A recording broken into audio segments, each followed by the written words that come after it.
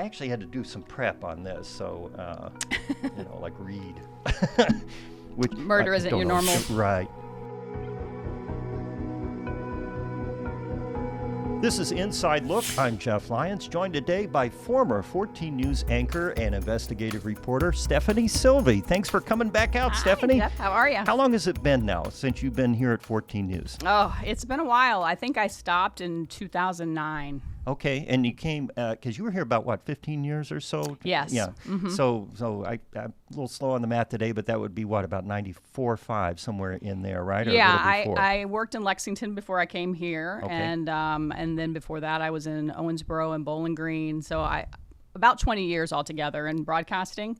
But yeah, I came here, I think around 95, Okay. and stayed for a while. Yeah. Then got out to spend more time with your family, start a family and all that, right? That's right. Yeah. I mean, covering crimes was something I was always passionate about, but it also, once you have children, kind of takes a different turn for you, and Sure. you get, a different perspective on things, and it's hard to not take it home with you, I guess. Even though you're not on the front lines like the police are, you're still seeing a lot of things that you would rather not see. And even in this area, you can come across some dangerous people. And I just felt like it was time to make a career switch when I had small children. Yeah, So. and so, of course, during your time here at 14 News, you kind of spearheaded our investigative enterprise. You were doing investigative or long-form unsolved crimes, crime stories, advocacy kind of things, helping people get answers, which was, it had been done in TV news, but you kind of took it to a new level. They made a big deal about it. It was like your, what do they call it, franchise piece, like Stefanie Silvey Investigates. Right. And of course now, many years later, our parent company, Gray, we have an investigative unit, and they actually train reporters just to do exactly what you were doing then. Mm-hmm. So I wanted to go back because, first of all, I know that crime is your passion, solving them and so forth, covering them to some extent. I'm glad you threw the solving in. Right, yeah. right. Well, yeah, no, not committing. And I wanted to ask you first, what drew you to crime? And one other question here, and then I'll let you talk. Okay. How do you define true crime? You hear that term all the Sure. time, but I just think of crime as crime, right? Right. So what's the genre, or why is that so popular right now in media? Well, the first question was what got me involved. Yes. And it's kind of a strange thing, but as a child, I would always be, rather than looking at the cartoons in the newspaper, I was looking at the obituaries trying to figure out how people died. I was trying to, figure out what's the story here. No Barbie dolls for you, No right? Barbie dolls Okay. for me, straight into it. But also, sadly, in high school, a classmate of mine was the victim of a serial killer. We had a serial killer in our hometown, which was a pretty small town. In Virginia, correct? In Virginia, yes, Yorktown, Virginia. The Colonial Parkway killer. I'm sure some of the true crime people that are listening to this might know which case I'm talking about. But one of my classmates, Sandra Haley, was never found. They believe that she was a victim of this serial killer. She and her date, the serial killer at the time, was killing couples that were parked along the parkway, they believe. And she was never found. And it always bothered me that it just was never solved. She was never found. Her mother, suffered so much because of that. And I just always wanted to be like in police, law enforcement, that kind of thing. We had FBI and CIA headquarters near where I lived. And that's just something I always wanted to do. My mom kind of wanted to push me to a different direction. And she's like, home ec, right? Or anything she's like, but. you can do investigative reporting, because I had taken television in high school there. And my TV teacher said, she's like, I think you have what it takes to be in television. So she's like, you could do investigation without actually chasing the criminals. So that's kind of the way it started. And I say true crime is the definition. It's actual true crime. So there's a lot of genres in which you're writing stories, and it's actually like a nonfiction account of a case that's happened versus, just a dramatic interpretation of it. Okay, that makes sense. So walk me through when you were here and then you began to cover crime stories and you started doing your investigative work. What's your process? Like, first of all, how do you select a case? that you're going to cover, and then how do you get access to information, and then how do you make sense of it? So I joke about it a lot that I do. It's real though. I do have ADHD, but I have more of a hyper focus than a hyperactivity. And I go down rabbit holes, and I'm sure there's a lot of people out there that do the same thing. I do it with crime. So I can even just be watching a story on television, and then I just like get online and I just start digging about it. It can be in a completely different state. I'm a part of several groups online that are dedicated to solving crimes. I more focus on like Jane and John Doe's, trying to identify people that haven't been identified. That really bothers me for some reason, that there's so many. I mean, you wouldn't believe how many cases there are of people that are out there that have not been matched with their identity. And there's probably families equally that are out there. I just had a case recently from Pennsylvania, and it just so happened I was driving to Virginia for vacation. My husband was driving. I had some downtime, and this case popped up for me, and I found what I believe was a really solid match. There's a lot of different tools that you can use to kind of look at identifiers and things like that, and any person can do it.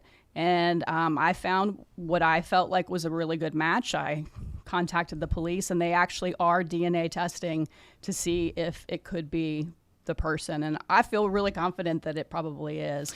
It took me about 30 minutes. It seems like, especially in recent years, I'd say in the last 5 to 10, we've had advances in DNA matching and technology that have then solved a lot of these, old crimes, 30-year-old crimes somewhere. We just had one man who was murdered from Princeton or in Princeton, and 30 years later, I think the crime happened in 94 or 5, they found some new DNA and then retested or whatever is done, and bingo, they made a match, and the guy is behind bars again. He committed another murder.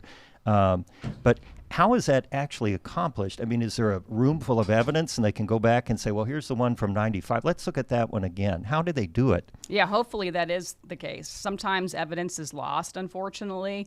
You'd be surprised to know that in a lot of the cases, they will have evidence that they haven't tested for DNA, which is shocking to me, shocking to you, I would think. Like an example that comes to my mind is the Heather Teague case. Her bottoms were found in the woods, her bikini bottoms, and they didn't test them. To me, I think that's crazy, but I understand that you have a certain amount of evidence and you have a certain budget.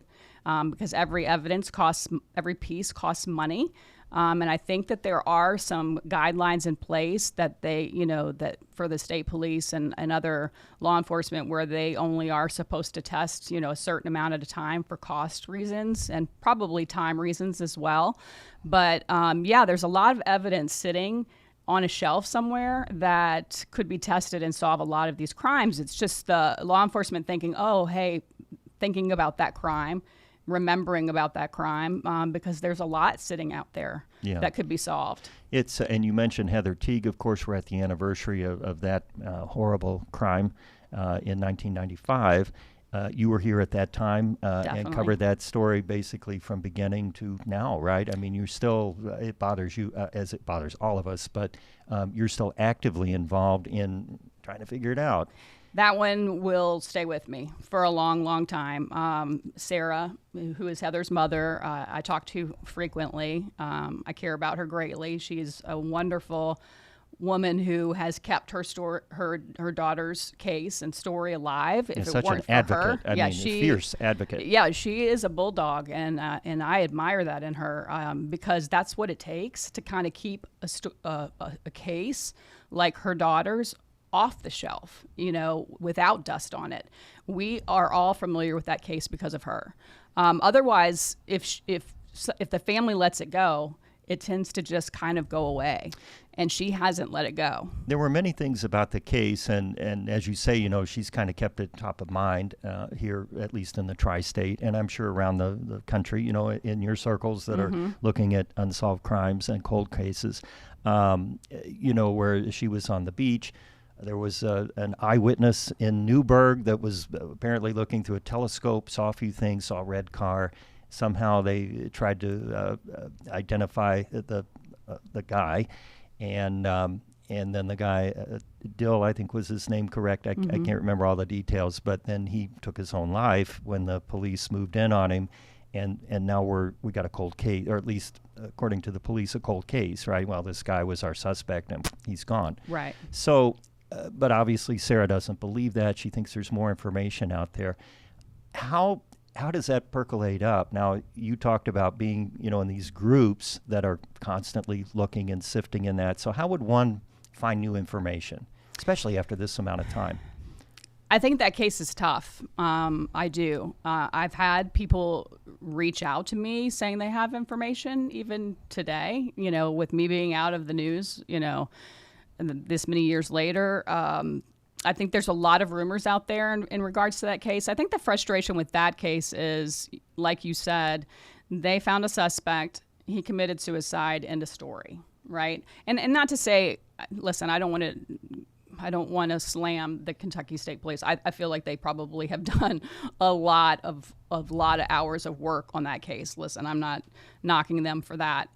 But Heather's body was never found. Heather has never been found. There's still that, that small hope, I think, in her mom's eyes that could she be alive? Could she be trafficked somewhere? You just don't know when you don't have a body, right? And then also the fact of if Dill was involved, which police strongly believe he was he acting alone? And there's a lot to suggest that maybe he wasn't. And I think she's frustrated and understandably so, that there's people still out there, that participated in this and nothing's ever happened. And she feels like they're just not trying anymore. When you were covering the story, and again, forgive me, 30 years is a long time to try to remember the specific things. I remember this case, and though. I know you remember it like the back of your hand, but what I'm getting at is, how do we cover it? Was it kind of daily updates and then it tapers off? There would be a break, and then, okay, now we're on it again. I mean, how do you kind of pace yourself for the long haul? And of course, in the beginning, you wouldn't know it was going to be a long haul. We would think, right, well, they'll have that soon. And then at what point did you start thinking, I don't know about this one? This case was really, really crazy. And in local news, what people need to understand is we have to turn a story every day, right? And so people are like, and Heather's mom, Sarah, would get frustrated, like, why aren't you doing this? Why aren't you doing that? And I've always still tried to tell her, listen, we find out what our story is at 8:00 in the morning, and then we have to find the interviews, and we have to shoot it, and we have to edit it, and we have to do everything and have it on the news by 4 or 5 o'clock. So a lot of times you don't have time to dive deep. You don't have time to do every aspect of every story. And a lot of times it just depends on who's there that day. So I wasn't the only one covering, the Heather Teague case. There was a lot of us that were covering it. And then you have to kind of communicate with one another and find out what's going on and what was done last and move the story forward. That case was so crazy. I mean, if you're just to talk about the fact that a man is in another state looking through a telescope and sees a woman get dragged into the woods, while she's laying out on the beach, you wouldn't think that was real, right? I mean, it was just such a crazy case. And then the way they came about the suspect was there was a gentleman who was frustrated that people were driving through his farm fields trying to get to that beach. And so he was out videotaping people that were in license plates and things like that were driving through his crops. And he saw Dill's truck out there, and he saw them rifling through her car, Heather Teague's car. So he happened to be there, right as everything was going down. Yes. 2 eyewitnesses, actually. Yes. So, there's a lot of frustration, I think, with that case, too. There was a big delay because the 911 call was called into Indiana State Police because the gentleman that saw the crime was actually in Indiana. And so it took a while for them to figure out that it was in a different state, and then how to get there, because he's only seeing it from across, the Right, straight Newburgh. across the Newburgh. Right. But over on the Kentucky side, And it's how very do you remote. get there? It's Yeah. very remote. It is in farm fields and things like that. So it was just a crazy case, and then she just vanished. But the only thing that was left was her beach chair, basically, or her beach towel, and they did find her bikini bottoms in the woods. So that would be the only hope of any DNA evidence from her side. And then if there were to be DNA evidence from Dill's, we don't know if that was collected or it was, and we don't know. I mean, what do we know about the DNA? I think that's one of the things that's frustrating to her mother, is that a lot of things that could have been tested back then weren't.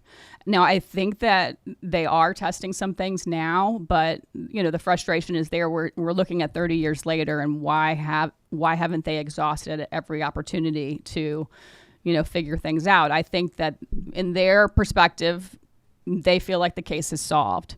So they're probably putting more of their manpower on other things. When you say solved, I think it was Stills. He killed himself, but we don't have a body. Right. Therefore, it's not really solved. And certainly from an emotional standpoint for the family, for Sarah, not solved at all. And a lot of, obviously, angst and frustration. So how do you advance it? So in your league, of internet sleuths, what's the next thing? I mean, what could possibly happen to advance it if she's unsuccessful at pushing, if Sarah is unsuccessful at pushing through, more testing or whatever?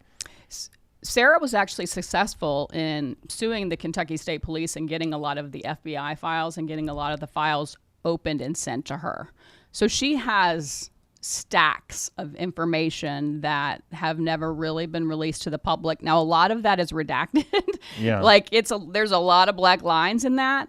But I think, you could take a deep dive into that and potentially find something there. I think that there are people out there that know more than what they're saying. I think that there's probably a lot of people that were at least involved in potentially the disposal of Heather. I think that there are people out there. I think that there's just a lot of fear there in coming forward. But I feel like there's enough rumors. When you hear enough of the same kind of rumors, you feel like there's probably some truth to them. Yeah, this is going to be a really dumb question. But if the records were released to Sarah, why would they be redacted? What's to hide? What's the fear? And I know documents are redacted all the time. I mean, that's not unusual. But why? I think a lot of the names of people are redacted because they haven't been found guilty of anything, or they haven't been charged. Yeah, yeah, and probably too. Sarah's a bulldog. She's going to go after. She's going to.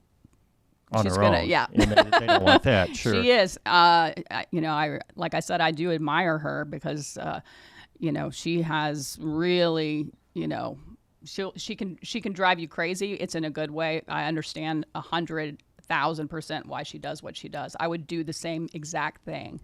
But on the other end of it, you feel guilt. I felt tremendous guilt. I still feel guilt because I still talk to Sarah all the time. Well, I wanted to ask that question. So we've got Stefanie Silvey, the professional journalist. We have Stefanie Silvey, the mom, the human being, the woman. Right. Where's the line? When you're dealing with work, where you're trying to help and yet you can't get too close. You know what I mean? I do exactly know what you mean. That's one of the reasons I left. It's because I was unable to separate. Yeah. I go home and I stay up all night thinking about a case. I still do it. Yeah. I saw a lot of really bad things. Like you see pictures, you see crime scene pictures, you see things that you will never forget. And so I do think that I have a sense of PTSD. I mean, I've actually talked to a therapist about it from a lot of what I dealt with. Sure.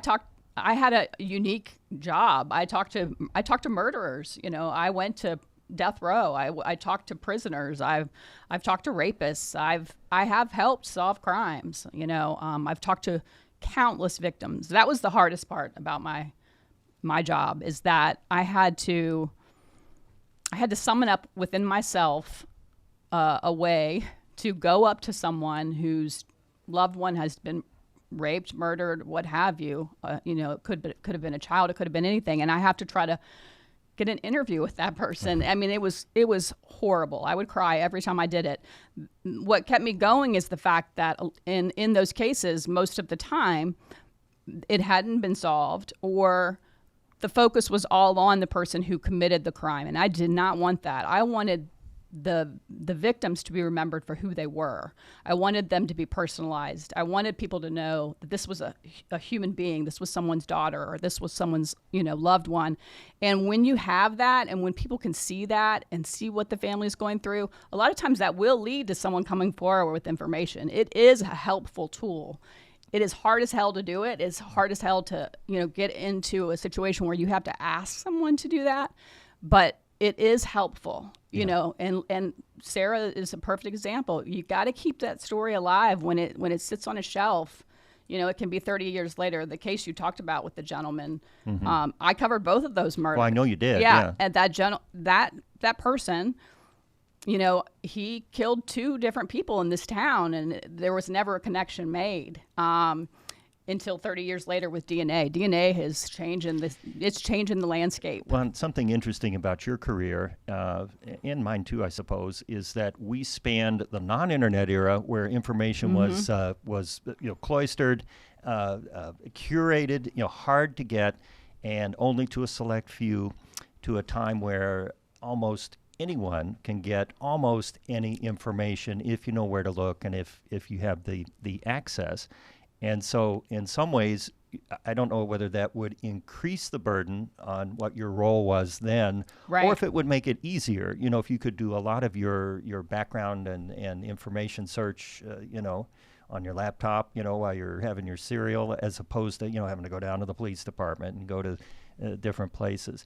Has that Do you think that's made it worse, though, from the ADHD standpoint? Now it's available all the time, so you're going to look at it. Yeah, it is crazy to think. I think back, what did I do before? Because I wasn't in the Facebook era. I wasn't in the social. You can find so much from Facebook. And I think people need to really understand that, too, from all sorts of different perspectives. Like one of my kids had a high school project where they were assigned a classmate.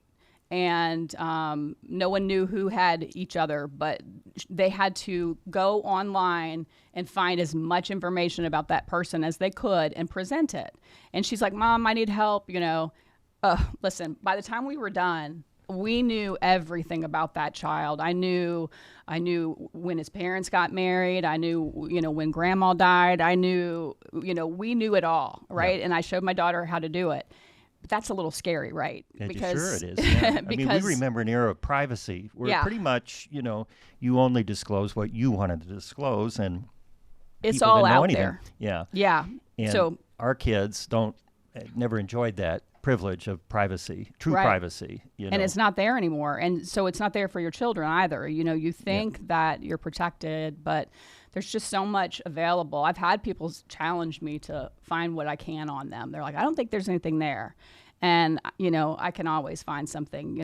My daughter had a date with someone, and she's like, poor guy. Yeah, I poor can guy. Imagine. Yeah, she went to visit him in a different state.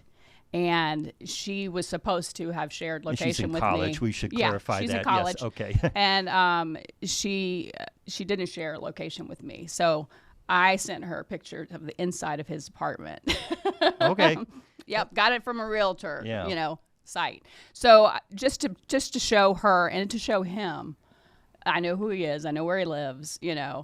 And that's a little psycho, but in this day and age, you have to take extra steps and precautions to know who you're dealing with, who you're talking to, because I think the criminals were always there. I think that we had, our share of psychopaths back in the day, but it's just rampant now. I mean, it's easier for them too, with the internet and all the other tools, same ones that you're using to, discover and find. And they might be using to, stalk and seek out too. So it is a frightening prospect when you think about it. That case that you mentioned with Farber. Farber, that's right. And Ellerbrook. they arrested him.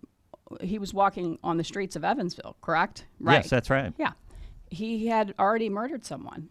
Yeah, and was out. And was out. Yeah. And I can think to myself at least 4 or 5 right off the top of my head, murders that I covered, heinous, horrible murders where they're living here. They're out and they're living here amongst us. So, it's not to say that people can't be rehabilitated. I know that a lot of people believe in that, but I also think, like, if you murder someone and you murder someone in a lot of these cases for sport or for fun, just to see what it's like, I don't really want that person living in the same town as me. I don't want them out.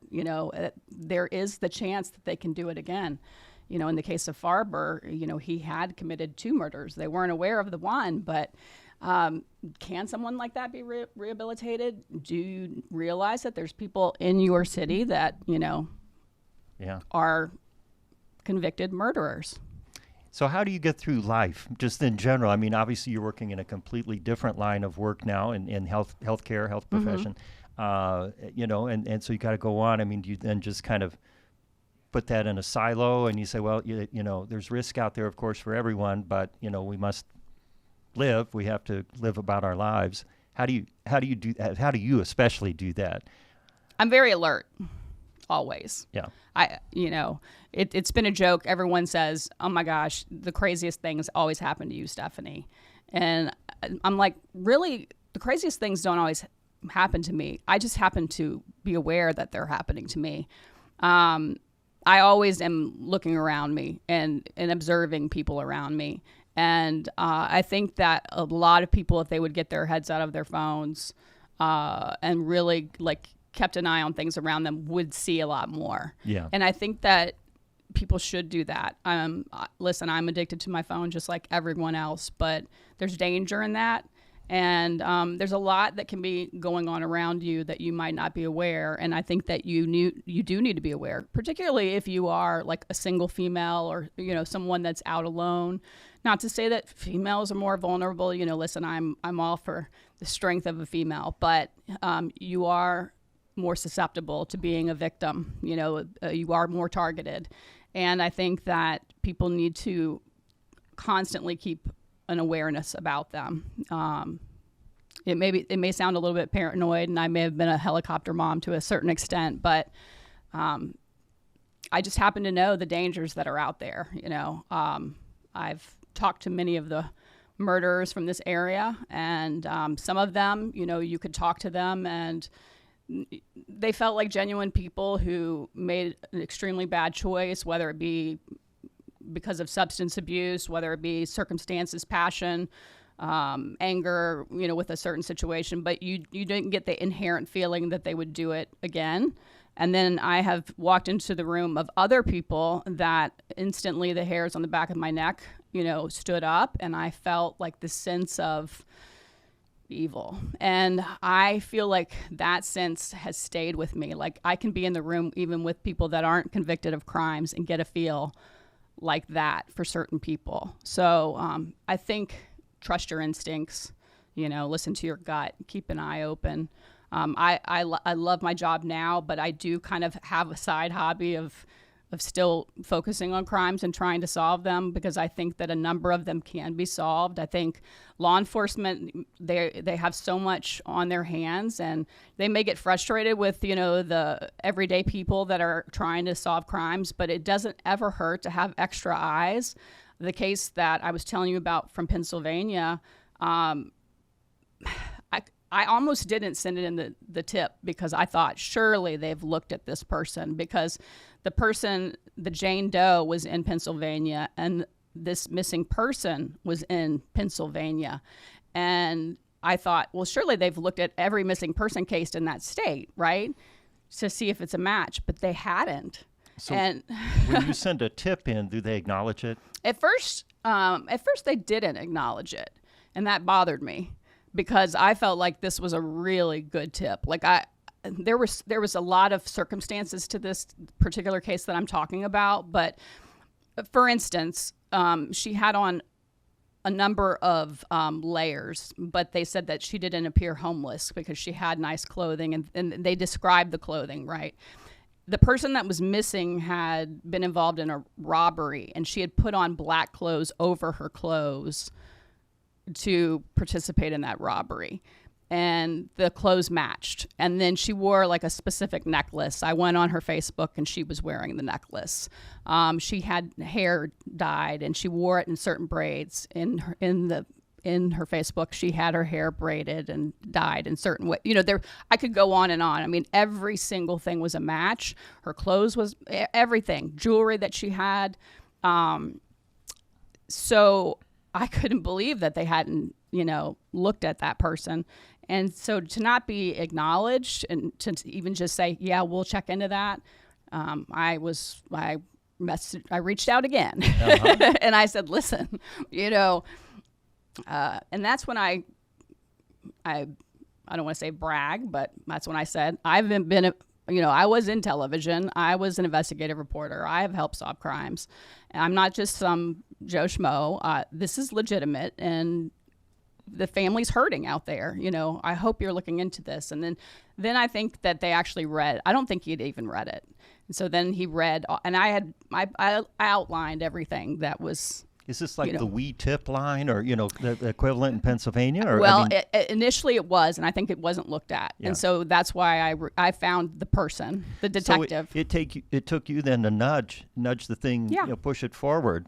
Yeah. So and who knows how many of those are just sitting in an inbox somewhere, or in spam. And in their defense, this was a story that was shared on Facebook, like. They probably got 1,000 tips, right? They probably got, insurmountable amount of tips. Okay, so, but like the group that I'm in, everyone was like, "Oh my gosh, I think you got it." Like this was one, and there's been some that I've sent in that I thought, it's a long shot, but maybe. But this one in particular, I didn't feel that way. Yeah. But I also reached out an extra time because I knew he probably did get a lot of tips from other people about other cases. So that's fascinating. I really appreciate you sharing a little bit about your past here at 14 News and solving crimes. I know it's emotionally difficult for you still, even today, and I really appreciate you kind of opening up about that. And so we'll wait to see what comes next from Stefanie Silvey. I know you'll give me a tip if we need to have one here.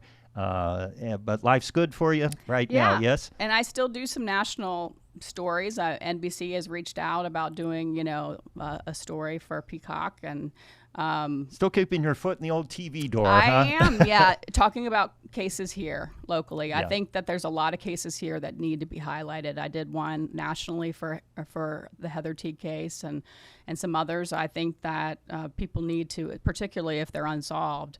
I think that any opportunity, I'm going to do it because I want that out there. I want it to be solved in my lifetime. So. All right. Thanks so much. Stefanie Silvey, former investigative news reporter and news anchor here at 14 News. I'm Jeff Lyons. You've been listening to and watching Inside Look. You can watch Inside Look on the 14 News YouTube channel. Of course, you can listen wherever you get your podcasts. Thanks for joining us.